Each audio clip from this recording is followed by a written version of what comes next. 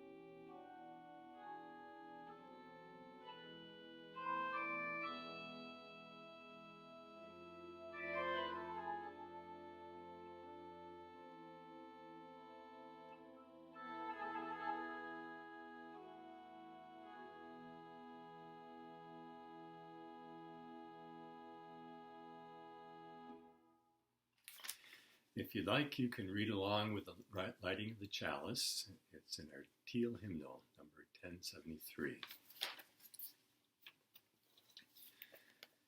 The earth is our mother, we must take care of her. The earth is our mother, we must take care of her. Hey, young, oh, young, hey, young, young. Hey, young, oh, young, hey, young, young. The sky is our father, we will take care of him. The sky is our father, we will take care of him. Hey, young, oh, young, hey, young, young. Hey, young, oh, young, hey, young, young. The Call to Worship is also by Greta Thunberg. Humanity is now standing at a crossroads. We must now decide which path we want to take. What do we want the future living conditions for all living species to be like? UUs embraced the principle of the interdependent web of life 56 years ago. This is our Good morning. The story I'm going to read today is from Frog and Toad Together. It's one of my favorite stories. It's called The Garden. Frog was in his garden. Toad came walking by. "What a fine garden you have, Frog," he said. "Yes," said Frog, "it is very nice, but it was hard work." "I wish I had a garden," said Toad. "Here are some flower seeds. Plant them in the ground," said Frog, "and soon you will have a garden." "How soon?" asked Toad. "Quite soon," said Frog. Toad ran home. He planted the flower seeds. "Now, seeds," said Toad, "start growing." Toad walked up and down a few times. The seeds did not start to grow. Toad put his head close to the ground and said loudly, "Now, seeds, start growing." Toad looked at the ground again. The seeds still did not grow. Toad put his head very close to the ground and shouted, "Now, seeds, start growing." Frog came running up the path. "What is all this noise?" he asked. "My seeds will not grow," said Toad. "You are shouting too much," said Frog. "These poor seeds are afraid to grow." "My seeds are afraid to grow?" asked Toad. "Of course," said Frog. "Leave them alone for a few days. Let the sun shine on them. Let the rain fall on them. Soon your seeds will start to grow." That night, Toad looked out of his window. "Drat," said Toad. "My seeds have not started to grow. They must be afraid of the dark." Toad went out to his garden with some candles. "I will read the seeds a story," said Toad. "Then they will not be afraid." Toad read a long story to his seeds. There he is, sitting in the dark. All the next day, Toad sang songs to his seeds. And all the next day, Toad read poems to his seeds. And all the next day, Toad played music to his seeds. Toad looked at the ground, but the seeds still did not start to grow. "What shall I do?" cried Toad. "These must be the most frightened seeds in the whole world." And Toad felt very tired, and he fell asleep. "Toad, Toad, wake up," said Frog. "Look at your garden." Toad looked at his garden. Little green plants were coming up out of the ground. "At last," shouted Toad, "my seeds have stopped being afraid to grow." "And now you will have a nice garden too," said Frog.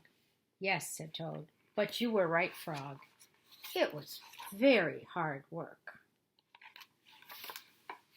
Here comes the sun, doo-doo-doo-doo. Here comes the sun, and I say, it's all right. Little darling, it's been a long, cold, lonely winter. Little darling, it feels like years since it's been here. Here comes the sun, doo-doo-doo. Here comes the sun, and I say, it's all right. Little darling, the smiles returning to the faces. Little darling, it seems like years since it's been here. Here comes the sun, doo-doo-doo-doo. Here comes the sun, and I say, it's alright. Little darling, I feel that ice is slowly melting. Little darling, it seems like years since it's been clear. Here comes the sun, doo-doo-doo-doo. Here comes the sun, and I say, it's alright. Here comes the sun, doo-doo-doo-doo. Here comes the sun, and I say, it's alright. Now is the time in our service where we share the joys and concerns that are in our hearts. I have collected these joys and concerns over email today, and I will read them in a moment. Before I share the joys and concerns, I want to mention that I will provide details about the joys and concerns. However, this online service will be posted online where the general public can view it. Therefore, I am omitting people's names, and I will instead provide only the information about their joy or concern. Those who are familiar with our congregation will likely know who I am talking about, but by omitting people's names, I can preserve their privacy and confidentiality. Now for the joys and concerns. Here's both a joy and a concern from a member who says, I would love good thoughts for the people of New Orleans. My brother is currently the state-appointed medical director for the convention center site, which is now a place for recovering COVID-19 patients who are not severe enough to require ventilation. He has a huge passion for helping in crises, and I have a mixture of extreme pride and worry for him. New Orleans has been hit time and time again by catastrophes, and I'd like to send love and light to everyone in the city. Here's a joy from a member who says, as of Saturday, I have finally finished my 14-day self-quarantine after returning home from Connecticut. The best thing about it is I get to kiss my wife again.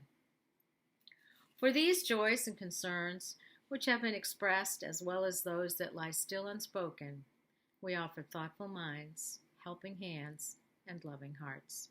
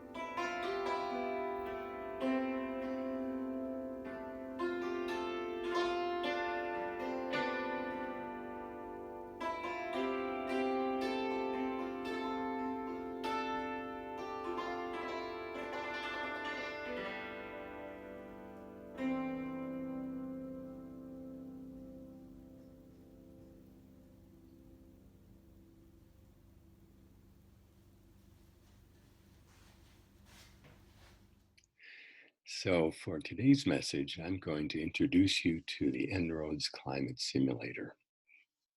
Now, this is a computer program that uses 14,000 equations to show how changing our energy use will affect climate change. This is based on the best science available. And scientists have much more elaborate climate models, more accurate, but they're slow and very cumbersome. En-ROADS was designed to simplify and speed them up so that we can interact with them and see the effects of different interventions. Why to go to all this work? Well, research shows that showing people research does not work. Some scientific types like it, but most people feel like this is just geeky stuff. It makes their heads hurt. So hopefully this model that people can interact with will help more people to understand and deal with the issue. Now, I'm going to talk you through the model, but I would encourage you to play with this yourself online. So just Google En-ROADS Climate Simulator. And it's pretty self-explanatory. So first question to ask is, what actions have you taken or seen in the last 5 years to reduce climate change? Well, one thing we've done, we got a plug-in electric car for Margaret. It's a hybrid. So I want to see what effect that has on our energy use here on the left, and the rise in temperature on the right. I better explain here. This brown line, that's coal. How coal is expected to be used more and more over the next 100 years. Oil is in orange, and green is the renewable line.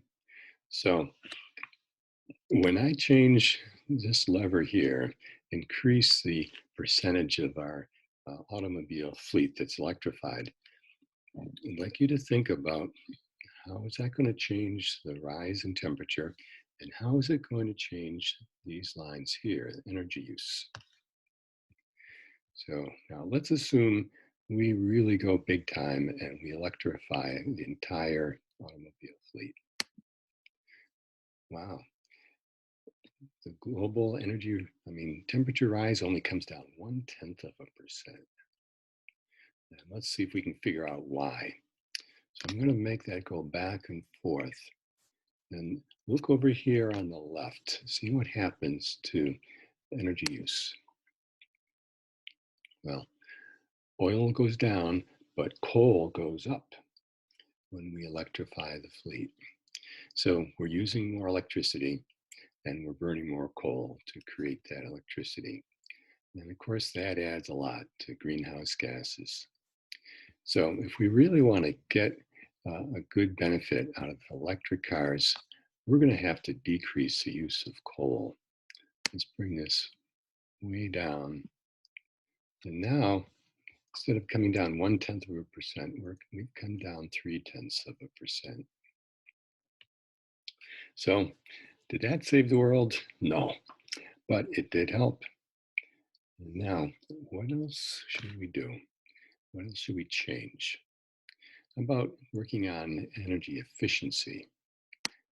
Say we make our cars a lot more efficient. We can come down maybe 2%, 0.2%. What if we increase the energy efficiency in buildings? Ooh, that brings us down 0.4%.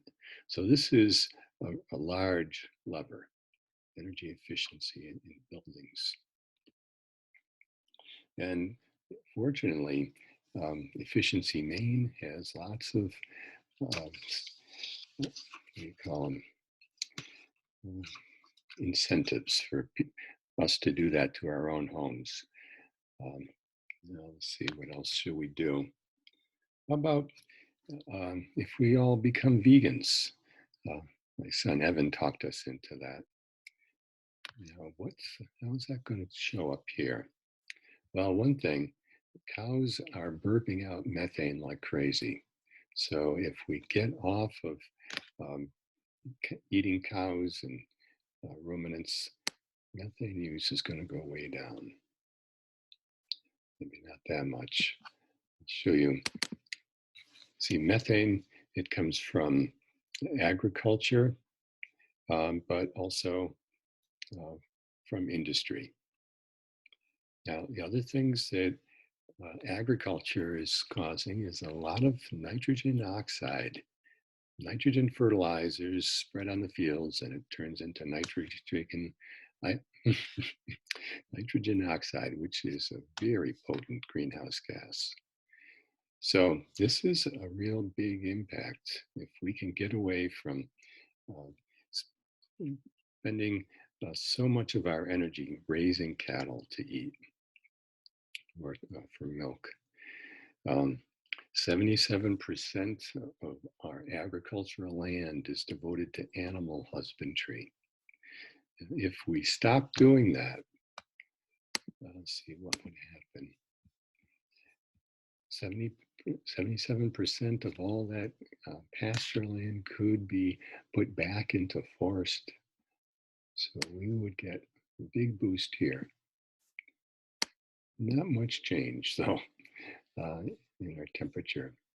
We could stop deforestation basically entirely. That helps a little bit more. So there's a lot of important co-benefits to each one of these actions. If we increased forests around the world, that's going to help with this recent insect apocalypse. Right now, we've got about 20% as much insect life as the world used to have. And bird life is also suffering badly. So maybe we can reverse those trends. Now, let's see, one more thing. What if we put a price on carbon? Let me get coal back to where it was. And let's say we put a pretty good price on carbon. Whoa, that brings us way down to 2%. And that's the goal that the world scientists have basically settled on. If we can do that, the world is changed. It's not as verdant and as predictable as before, but we can avoid the worst changes. Now, there is a bill right now in Congress that would put a price on carbon. It's the Energy Innovation and Carbon Dividend Act. And I'm going to set up all the parameters here to be consistent with that bill.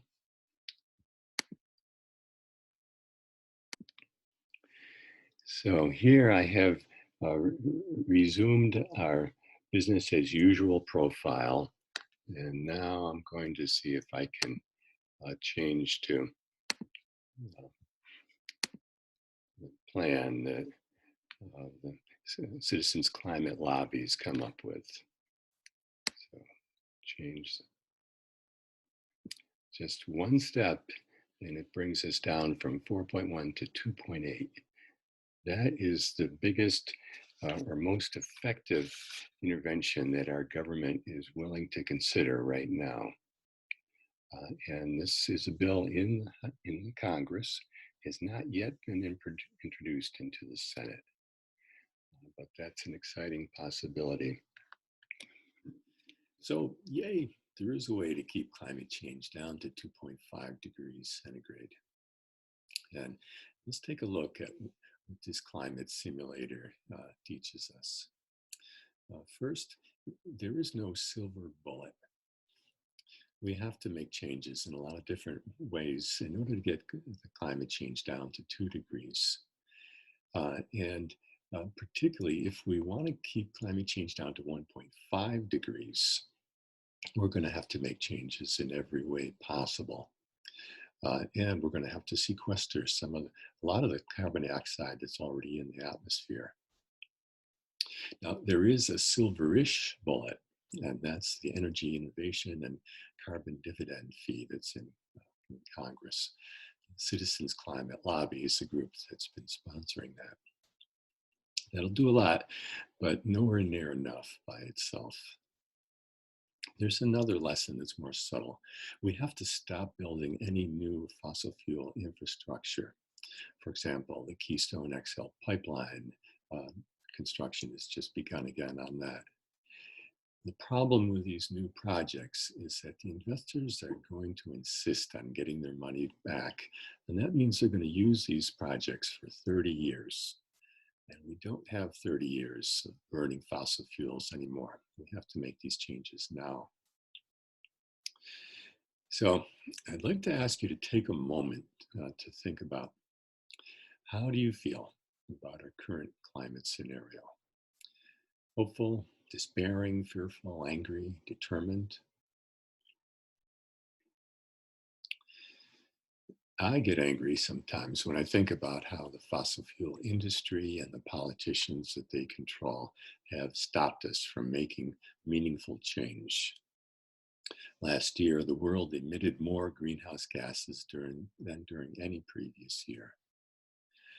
But I'm also hopeful because I know there is a way to solve the problem. And human beings are very good at dealing with crisis once we become convinced that that's what we're facing. Now, I'd like you to take a moment in silence to think about this question.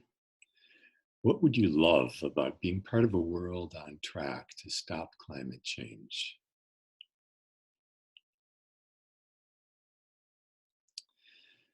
For me, this would give my life great meaning, to help save all forms of life so that our grandchildren can live in a healthy and bountiful world.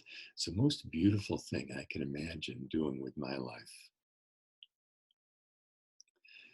And lastly, what is your call to action? We're all unique, so we'll have different things that we're called to do. And lately, for Margaret and I, it's honoring the interdependent web of life through the democratic process. So we're working with one of the Senate candidates who's particularly strong on climate. And I may contact with you about this at some point. We're also doing some volunteer work with Citizens Climate Lobby to promote putting a price on carbon. So that's it for now. Dealing with this issue is not going to be easy, but it is going to be worth it. Thank you.